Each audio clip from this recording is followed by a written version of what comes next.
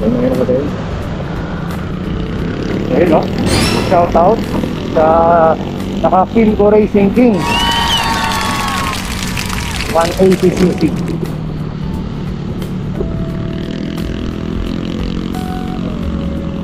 Maganda talaga ng Racing King. Wow! Kamukha ng e-bike. King.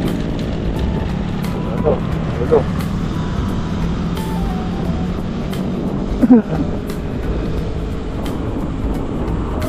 Ayan, dito na tayo sa pa-EDSA. Hindi naman tayo kailangan magmadali kasi may stoplight din naman.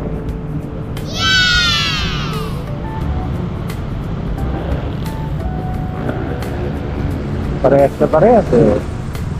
Dali natin. Ay, may God.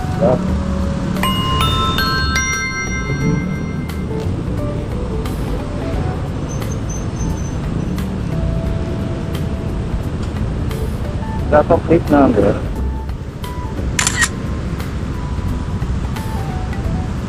Boss, anong model yung sa'yo, boss? Anong model yan?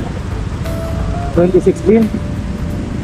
2016 eh. Oo, wala pang plaka eh, no? 2019 yung akin eh. Nandun ka ba sa group? Sa page ng ganyan? Oo. Ako yung Marvin Chua, boss. Ay, go. Si Mike.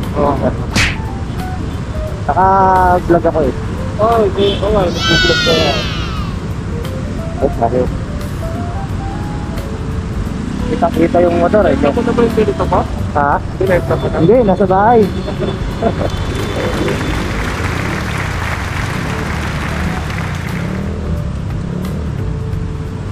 Ilang milyahe na, boss? Ano ko eh. 2,000 na po eh. Sulit ah. Oo. Sa akin, 13 pa lang. Nakapa. Di ko ginagamit eh. Nakalagaan ko na. Sige boss, ingat.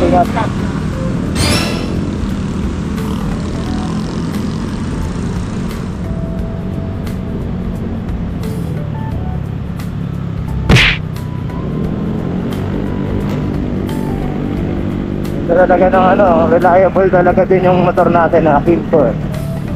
Kasi nung Kimco Racing Bike, Kimco Dink po yung gamit po natin. Kaya matibay po yan. Ilikot na po namin ng North Luzon. Gamit po yung Kimco.